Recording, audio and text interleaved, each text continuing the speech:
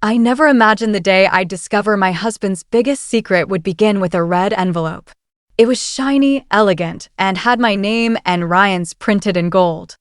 At first, I thought it was one of those harmless charity events his company sponsors, but something about it felt off. The handwriting wasn't from his assistant. And Ryan seemed nervous, too nervous, when I mentioned it. He quickly snatched it from my hands and said, "It's nothing, Liv. Just business." But his tone, it trembled. My heart caught a strange chill that day. If something like this ever happened to you, if you ever felt your partner was hiding something, comment where you're watching from, and don't forget to subscribe to our channel. Because what I'm about to tell you isn't just a story, it's what destroyed everything I thought I knew about love. It was the night of the charity masquerade, a private event at the Marble Garden Hotel. Ryan told me he couldn't take me this time, that it was a strictly business event, and that spouses weren't invited. I wanted to believe him. I really did. But a week earlier, I'd seen an email pop up on his screen while bringing him coffee. The subject line said, "Couple invitation, RSVP required." My name was on that list. I didn't say a word. I just smiled, kissed his cheek, and decided to play along. The night of the event, I pretended I had a girls' dinner with my best friend, Sarah. I put on a silver dress, not too revealing, but sharp enough to make me look unrecognizable with a mask on. I wanted to see for myself what Ryan was hiding. My stomach twisted as I parked near the venue. My fingers trembled when I pinned the mask across my face. Inside, the ballroom glittered with chandeliers and champagne laughter. Everyone wore masks, but even behind his black and gold one, I'd recognize Ryan anywhere. He was laughing, really laughing, in a way I hadn't seen in months. And right beside him was a woman. Young, beautiful, wearing a red dress that clung to her like sin. I froze. My pulse thundered in my ears. I wanted to storm over and tear that mask off his face, but I couldn't. Something in me wanted to see more. As I slipped behind a marble pillar, I watched him lean in, whispering to her. Her hand grazed his arm. They moved together, closer, too close, until she laughed and pulled him toward the dance floor. I bit my lips so hard it bled. For years, I'd been the one planning every detail of his life, remembering his schedules, his pills, his meals. And there he was, twirling someone else like I'd never existed. But what Ryan didn't know was that someone else had invited me too. A tall woman in emerald green approached me from behind. Her voice was soft but deliberate. "Olivia, right?" I stiffened.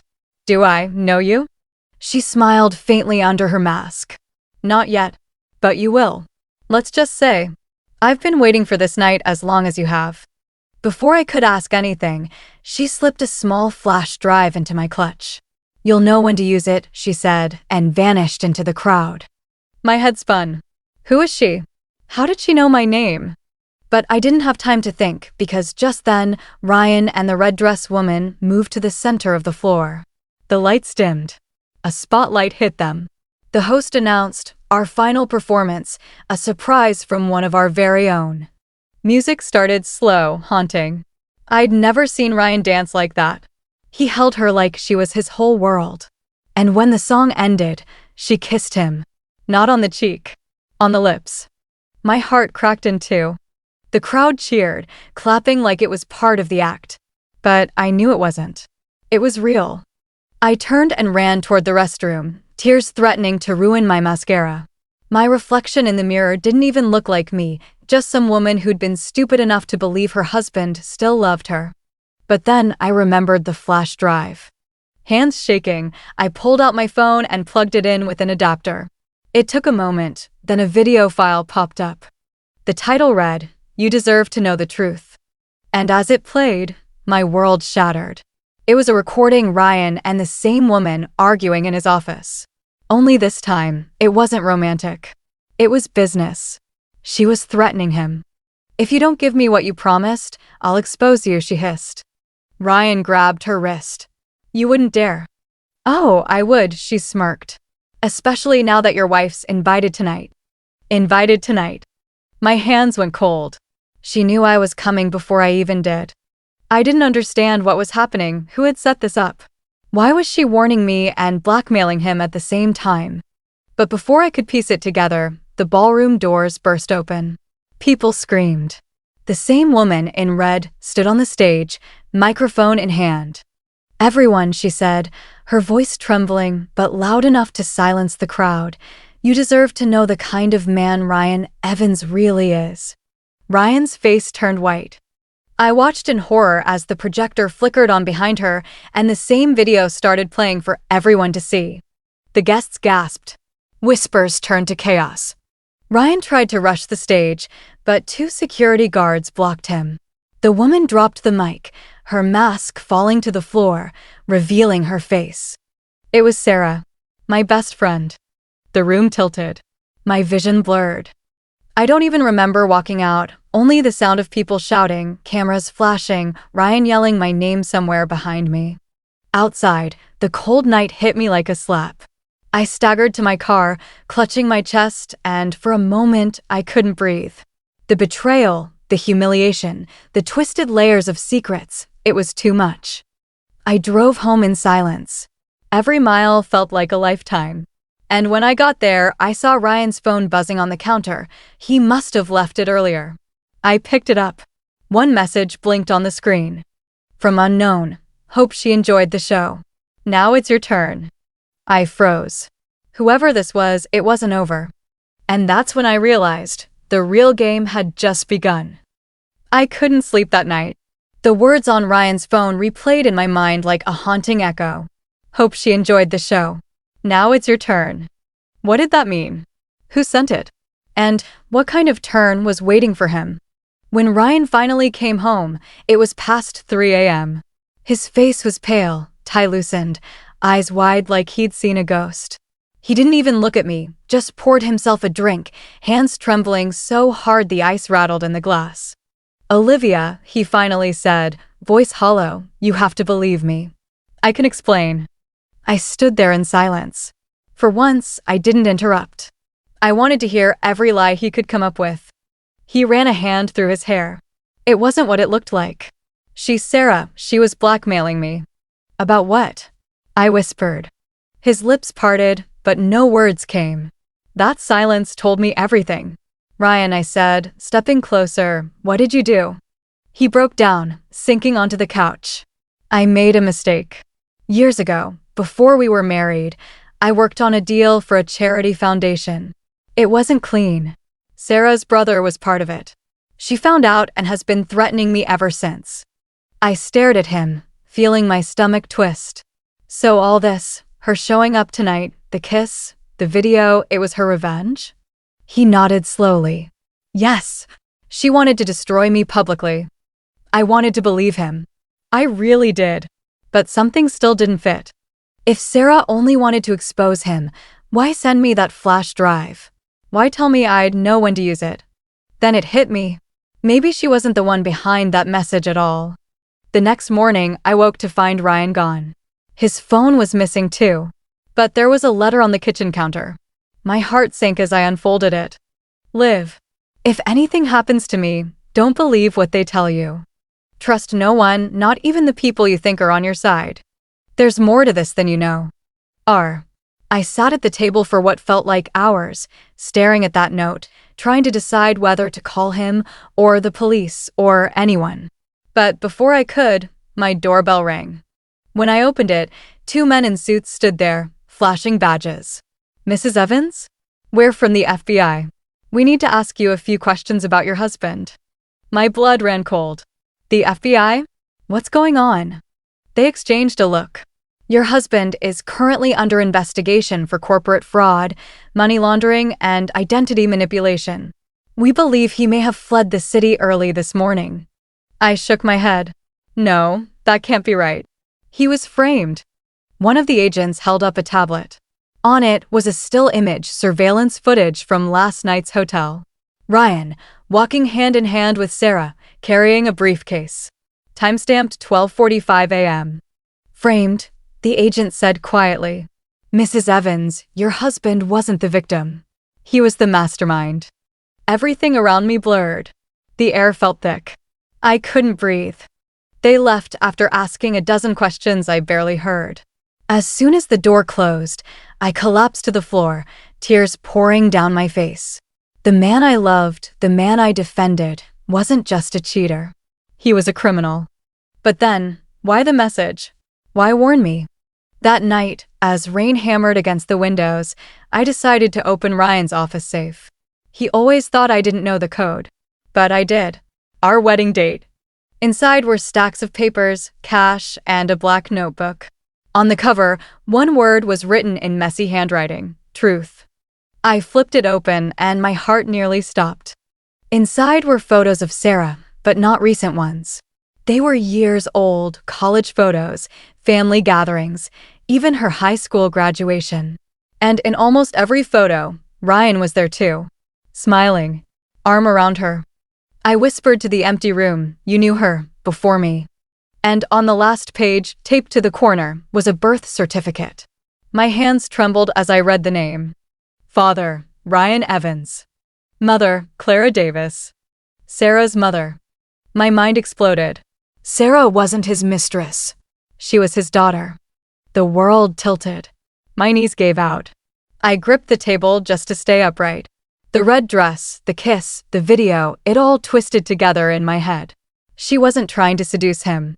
She was exposing him for abandoning her, for pretending she didn't exist. The message made sense now. Hope she enjoyed the show. Now it's your turn. It wasn't meant for him. It was meant for me. I needed to know the truth. I found Sarah's address from one of the documents and drove through the storm. Her apartment was small but tidy, a single light glowing through the curtains. I knocked. No answer. The door creaked open on its own. Sarah? I called softly. Then I saw her. Sitting on the floor, eyes red, tears streaming. In front of her, a bottle of pills and a photo, her and Ryan, smiling when she was maybe 8 years old. When she looked up and saw me, her face hardened. So, he sent you too? No, I said quietly. He's gone. And I know who you are. Her eyes widened. Then you know everything. I nodded. Almost. But I need to hear it from you. She exhaled shakily. He left my mom when I was 6. Promised he'd come back. Never did. He built his perfect life with you, pretending I didn't exist. I wanted him to admit it, to tell you the truth, but he called me crazy, a liar. So I made sure everyone saw who he really was. I sank beside her. For a long time, neither of us spoke. Just the sound of rain outside and 2 broken hearts breathing the same shattered air. Then she whispered, "I didn't mean to destroy you too." I swallowed hard. Maybe you didn't destroy me. Maybe you just showed me the truth. Before I left, she handed me a USB stick. He had one last secret, she said. This will explain everything. When I got home, I plugged it into the laptop. A single video file appeared, time-stamped 3 hours before Ryan disappeared. On screen, Ryan sat in his car, looking terrified. If you're seeing this, Liv, it means I didn't make it. Sarah isn't lying. She's my daughter. But what you don't know is, someone made me do this. Everything. The company, the fraud, it was all controlled. I tried to stop it, but they threatened her. They said they'd kill her if I didn't cooperate. Please forgive me. And then the video cut off, abruptly, with a flash of headlights behind him. I screamed, "Ryan!" But the recording ended there. The next morning, police found a car submerged near the river. The driver's body was never recovered. People called it an accident. Some said it was suicide. But I know better. Because the night after his car was found, another message arrived on my phone. From unknown. "It's your turn now, Olivia." And when I looked out my window across the street, I saw someone standing there. A silhouette. Watching. Not moving. Then my phone buzzed again. A picture message. It was me standing in that very window, taken just seconds ago. My breath caught. Because whoever had started this wasn't done yet. The door creaked open. Ryan froze mid-step, the color draining from his face as he saw Olivia standing in the dim light of the hallway. Her eyes, cold, calm, and merciless, met his, and in that one silent second, Ryan realized his life was over. "Olivia," he whispered, almost choking on the name. You weren't supposed to be here. She tilted her head slightly, her voice steady, chillingly calm. Oh, I wasn't supposed to know, right? Just like I wasn't supposed to find out about the messages, the hotel bills, and the secret credit card. Ryan's throat went dry. It's not what it looks like. Don't insult my intelligence, she snapped, stepping closer. The faint sound of laughter and music from the party echoed behind her. I trusted you, Ryan. Every lie you told, every late-night business call, every fake apology. I swallowed it all because I loved you. Her voice cracked, just once, before it turned sharp again. But tonight, I'm done being your fool. Ryan glanced behind her nervously, as if searching for an escape. Look, we can talk about this, okay? Just, not here. He tried to grab her arm, but Olivia stepped back. Don't touch me. Then she smiled. A quiet, terrifying smile. I want you to come with me, she said softly. You'll want to see this. They walked through the corridor toward the main ballroom. The music grew louder, the lights brighter. Ryan's heartbeat pounded in his ears. As they entered, the big screen behind the DJ booth suddenly flickered to life. The music stopped. The crowd turned. And there, on the giant screen, played Ryan's own recorded confession, his voice unmistakable. A recording from the night before, when he was with his mistress. She'll never find out, babe. Olivia trusts me blindly. She's too naive for her own good. The audience gasped. Phones came out instantly. Ryan's face turned pale as the whispers spread like wildfire. Olivia stood a few feet away, her expression unreadable. That's not all, she said softly, and with a tap on her phone, photos, receipts, and voice memos began flashing one after another. Every secret, every betrayal, every lie, displayed in front of everyone they knew. Ryan's knees went weak. Olivia, please, turn it off. You're humiliating me. You humiliated yourself, she replied coldly. I just gave you the audience. The woman Ryan had been seeing, Madison, his so-called business associate, stood frozen among the guests. But then, she smirked and stepped forward. Actually, Olivia didn't have to dig too deep, Madison said, voice dripping with venom. You made it too easy, Ryan. Every time you texted me, you used your real name. You thought I was into you? I was into exposing men like you. Olivia looked at Madison, half in shock. You knew. Madison nodded. From the first message. You were just my project. Ryan stared at both women, betrayal now cutting from both sides. He felt his knees. You both planned this? Madison's eyes gleamed. No, sweetie. I planned it. Olivia just gave me the perfect ending. And that's when Olivia realized the recording, the leaks, the exposure. Madison had been one step ahead all along. Ryan tried to stand, panic flooding his face. I'll ruin you both. But before he could say more, 2 security guards walked in. Behind them, a man in a dark suit approached the event manager. Sir, we have police outside. Someone reported identity theft and fraud under your name. Ryan's eyes widened. What? No, that's not true. Olivia's gaze didn't waver. It's true, Ryan. Those accounts? The ones you used to hide money? They weren't as hidden as you thought. He turned toward her, desperate. You set me up.